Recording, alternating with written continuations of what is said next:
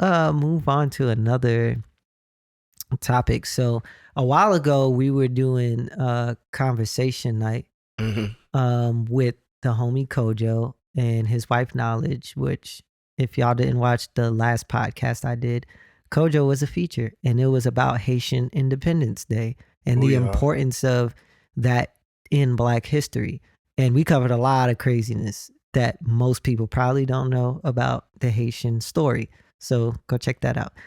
But I already knew that you had done poetry and poetry competitions. I didn't know that started you on pretty much the path to be the Coley Xavier you are today. Precisely. With one of your mentors that helped you to like kind of see the world differently, see things differently, and kind of mold and shape you in your mind. The brilliance that you had in that class from that white teacher, what she was supposed to do, one of your mentors kind of helped you with Without that. a doubt. So what was the program and who was the mentor and how did that change you? So I'd already been doing poetry for some years. Just backstory to lead up to that. I've been performing my whole life. First stage play at 3, first talent show singing at 5. Come on. And then once I got to 7th grade, my teacher, Miss Marion, she knew that I was the captain of like the Black History Bowl team and the academic bowl team and the math bowl team. I was like, top student. So don't call it a comeback. Yeah, I'm a scholar. I've been here. And she was like, Cole, write a poem for Black History Month. So I did that. And then a week later, I wrote a rap. I was like, I could write a poem, I could write a rap. So that's my first rap I ever wrote. That was February of 2009. So damn, you know the date and everything. I could still spit that rap as well. So February 2009, I wrote my first poem. I wrote my first rap. And then fast forward to August of 2010, I'm a freshman in high school, joined the poetry club. Like I said, I was in a poetry club all 4 years of high school. So I had a best friend. I still love her. We're not like necessarily best friends anymore, but I still love her with all my heart. Janetta, I love you so much. I miss you. Janetta was on this poetry team for Team Atlanta for this competition called Brave New Voices, which is an international youth poetry slam festival.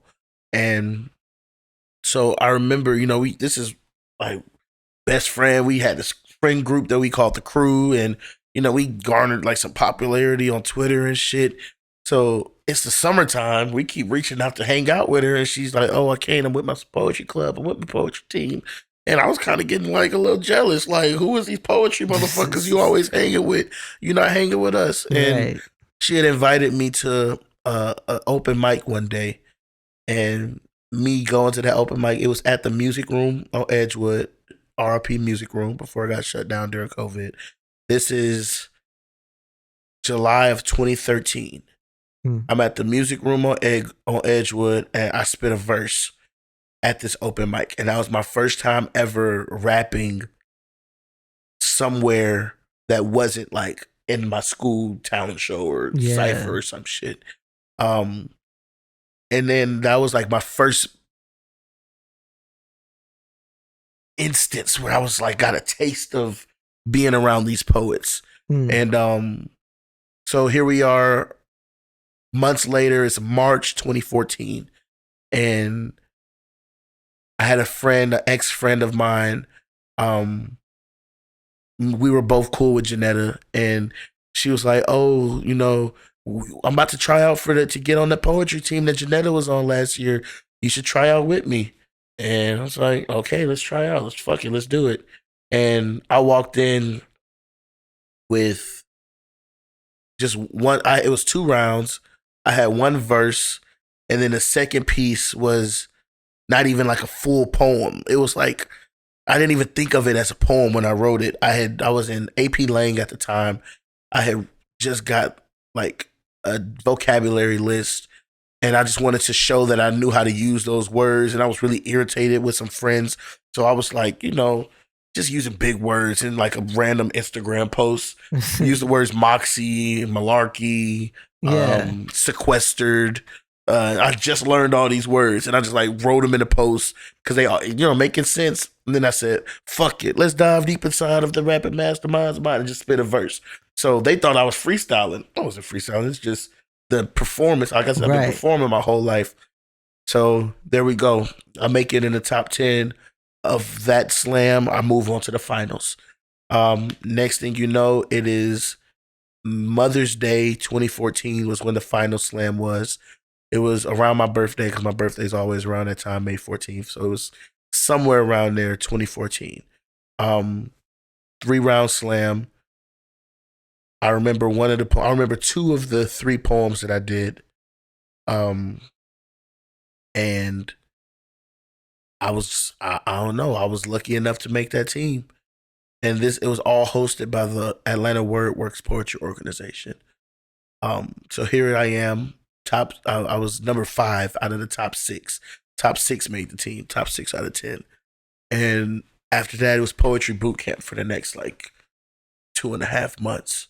It was fucking brutal going in there, writing up a poem, and it was all done with love. Then they just fucking destroy your shit. That's a harsh way of putting it. But imagine if it's they was picking it apart. Yeah, literally. It's 11 people in a circle.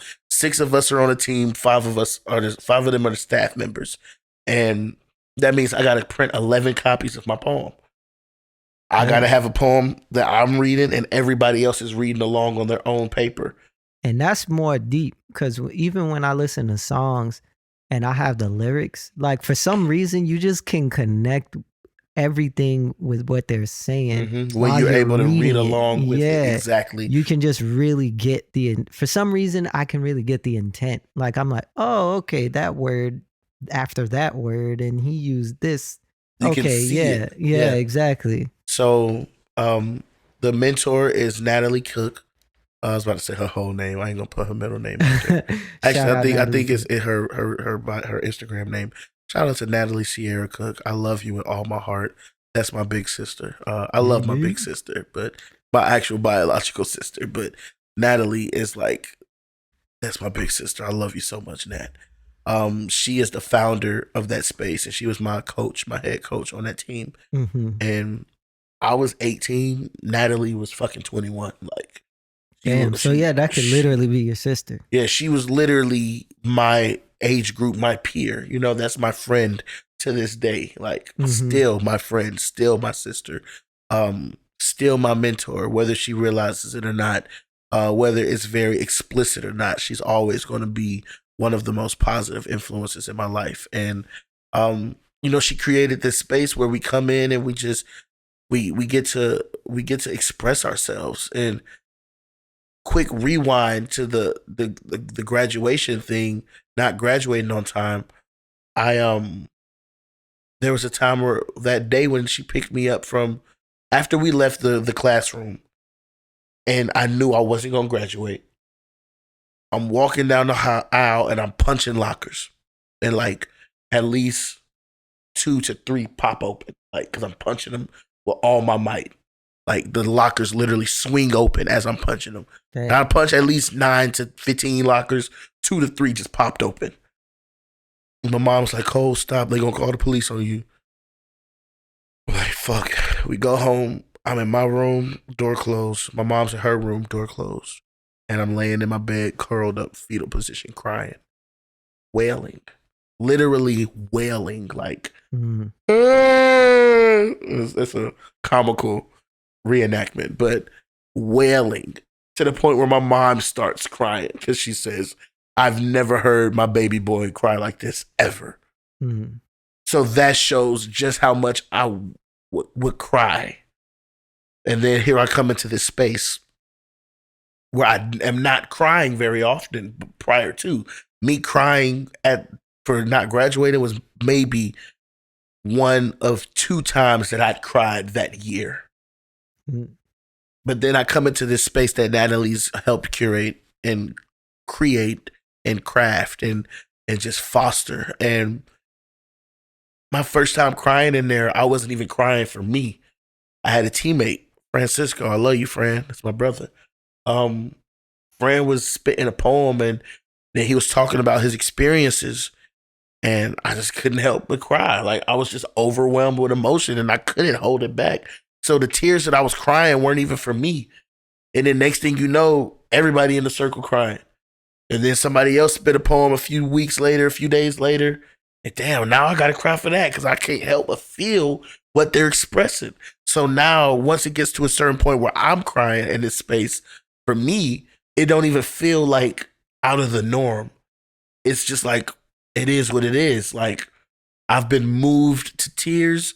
Who would I be to try to fight them? Yeah. Who would I be to not surrender fully to the emotion that I feel in that moment? And so that lets you know the comfort that you and the comfort and the bond and the connection that you that was created in that space, without a doubt, to where you can let that go. Because if I'm not comfortable, even if I feel like crying, I'm gonna suck that shit up and just be like, nah. But when you've built a connection with a group of friends that's that deep, and you feel you're not used to doing that, right now you feel like I can release myself in this space because we have that bond. It's safe, Precisely. for me to be around y'all. That just shows the impact that group had on you in your life, even in that moment. Without a doubt. Here I am being, like I said, I was a little asshole back then in high school, and I was very vulgar, very crude humor, very dark, inappropriate humor. Like I said, crude, extremely crude humor. And to the point where, random comment, if a woman that I was friends with said, "Oh, I gotta pee," my first thought to respond would be, "Pee in my mouth."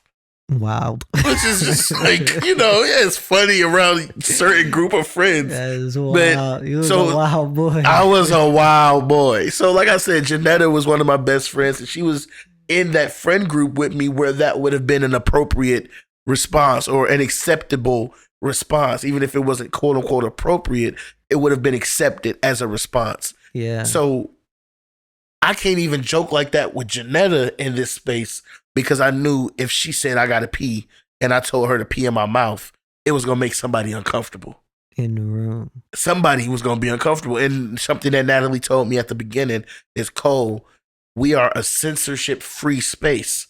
You don't gotta censor yourself. You can cuss, you can say whatever you want, but you gotta follow two rules. You cannot be violent with your language to somebody that is or isn't here, and you have to effectively communicate with love. I can disagree with you and feel like you're wrong and feel like everything you're saying and your personal opinion is completely bullshit, but I gotta communicate that lovingly and effectively. I feel like that's what, even you thinking about saying piss in my mouth, is you like thinking, is this going to be effective? Is this going to accomplish anything? Is this going to, why say it? Even just for a cheap laugh, just for someone who's probably heard me say this a million times before.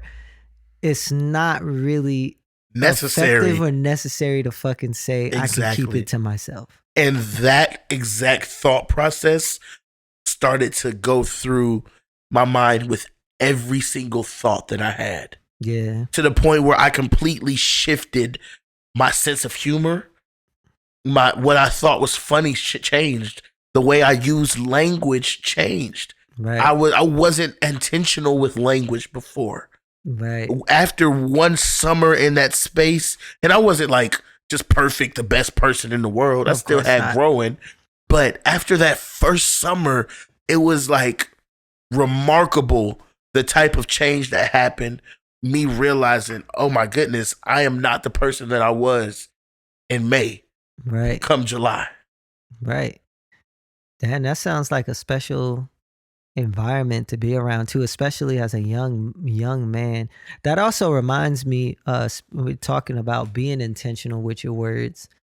I brought this up the last time we tried to do the podcast, but actually seen you before I even knew you, because my wife Israel introduced me to a lot of poetry stuff that I would watch with her on YouTube, and one of them was a competition you did. And it was the Brave New Voices competition, right? And that was my introduction to Coley Xavier without even knowing Coley Xavier. And then even meeting you, I didn't realize it was you. It wasn't until months later when my wife brought it up and was like, remember that one thing I showed you? And I was like, oh shit, yeah, that is Coley. Damn, that's crazy. Like, what was very impactful even seeing it the first time. So, you know, a lot of the things that came out of that, even without us being directly associated with Brave New Voices and your mentor, the result of that is you and your group doing poetry that we saw that impacts us. Sure. But it also reminds me of a poem that my wife showed me from this guy on Deaf Poetry. What was his name again? Taylor Molly. I think he was also a teacher.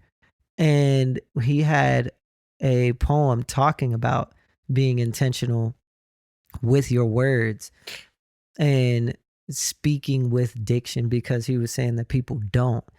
We use a lot of words like and you know and like maybe and yeah, I want that done, but you know, it's okay if you, and it's like he was saying, you know, I'm bringing you on my journey of uncertainty. You know, like he really doesn't want that. Like, I'm not trying to offend anybody. I don't want to be too direct. I don't want to be too, you know, forward with anything I'm saying. But that's just being very unintentional and not like you kind of never get what you want. Right. And never get where you want to be doing that. And even that poem affected me throughout I still will, of course, speak in that way, but I try to not say as or like or you knows, or even if I have to pause for a second and just be like, what am I trying to say here? Yeah. I don't mean that word specifically, or let me get more, you know, let me dig deeper for the word that I'm trying to say, or the sentence that I'm trying to build to explain exactly what I'm trying to say. And I don't hit it on the mark every time, but I do think that causes you to just think about what you want to say before you even say it. And you get better and better at that. And then you kind of even figure out who you are. Like, what do you actually want to say? Exactly. What do you want to portray to people, to the world, to other people in one-on-one conversations? What do you want to keep for yourself? You know, what's for your closest friends and what's for everybody else? What do you actually believe in or not believe in? But when you just used to talking and spouting things off at the mouth, and like you were saying, like you had learned in Brave New Voices, it's not always effective. Right. Well, in Atlanta word works, but yes, precisely. Oh, yeah. It's okay. No, you good. Yeah.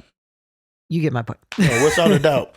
I think something, a thought that was formulating while listening to what you said was intentionality leads to an increase of agency. And when I say agency, I mean like, I'm exacting agency over myself and my actions. Right. And it's like this is what I'm choosing to do because this is what's best for me, or this is what I want for myself. When you're more intentional, it leads to that naturally. It leads to you understanding the types of things that you do and don't want around you, the types of energies that you do and don't want to interact with. Right. I partake in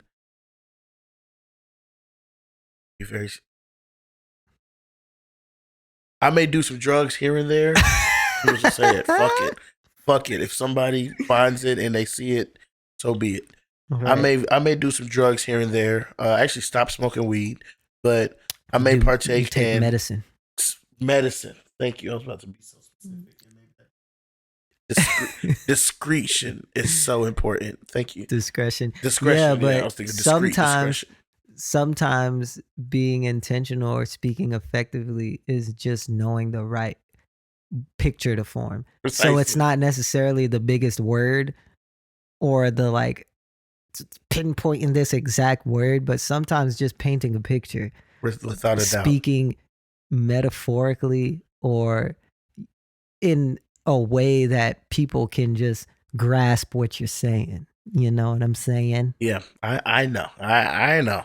So I may partake in some medicines here and there. Indeed. And I was at a party on this medicine, and I'm already a pretty observant person. Yeah. But when I am partaking in that specific medicine, I'm hyper observant. I'm very, aware of my surroundings, aware of the energies of people. And you were saying, fuck, you were just saying something about, damn, it connected directly to it. I'm sorry, I can't directly use exactly what you were saying to bring up why I said it, but long story short, here I am at this party and people coming up to me that I'm just sunk in the couch, just like this on the couch to myself. And here comes people, oh, Coley, da-da-da-da-da-da-da. And I'm just, my mind, I'm just like, that just doesn't feel genuine. But right. I don't need to tell him I don't feel like he's being genuine. Mm-hmm. I'm going to just still shake your hand and be cordial. Right. And it's like, somebody else, oh, Cole, da-da-da-da. I'm like, that feels like, kind of just like some opportunist shit. But I don't need to just tell this person that I feel they're being the opportunist right now. All I'm going to do is make a mental note to myself, and then keep moving how I'm moving. Because here I am to myself, not even really looking in anybody's direction, but these people keep finding a reason to want to speak to me about whatever they want to speak to me about. And I think I wouldn't be able to be so cool, calm, and collected in situations like that had it not been from like the personal growth that I experienced in Atlanta where it works. I always say it at A-Dub, that's shorthand. In A-Dub, that's funny because in my mind I was literally just thinking AWW. Yeah. But I didn't think A-Dub. I was like, aw.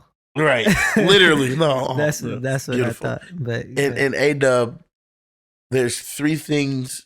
If you come in willing to learn, willing to let the experience happen for you the way it's supposed to, you'll walk out a better poet. Mm-hmm. You'll walk out a better performer. But most importantly, you'll walk out a better person.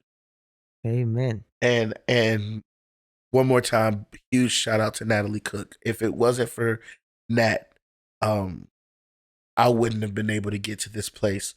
And I am extremely proud of her for now taking her time to herself, because it takes a lot of energy, both emotionally, mentally, and spiritually, to put so many young people's needs in front of your own. Yeah, and so many young people's growth and healing in front of your own at times. She had to remove herself so she could go to grad school, continue following her dreams. She actually became a teacher as well. She was a double major,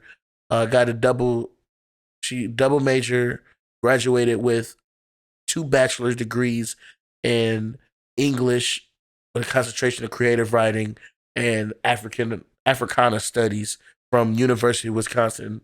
What's that city? So she's out in Wisconsin. No, she's here now. She's back now. Okay. Madison, Wisconsin.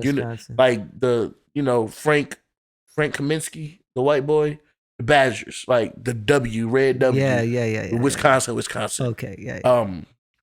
So she was out in Madison, got that double bachelor's degree from there in 4 years. Fucking amazing. Then she came here, was working with us, and then when she left, she went to NYU grad school at the Gallatin School for Individualized Study. And she's fucking brilliant. She's my superhero. That sounds amazing. She's my superhero. And once she finished that, she got her graduate degree, and she was teaching in New York. But she had been putting other people and youth. Like, she literally, when she started Atlanta Word Works, she was 16 years old. That is amazing. And so, to be putting so many people's healing and growth before your own in a lot of ways, for so long, it started to take a toll. She just had to focus on her. And I'm so proud of you, and I'm so happy for you. And you deserve to focus on you, Natalie. Indeed. Without a doubt. I love you hard.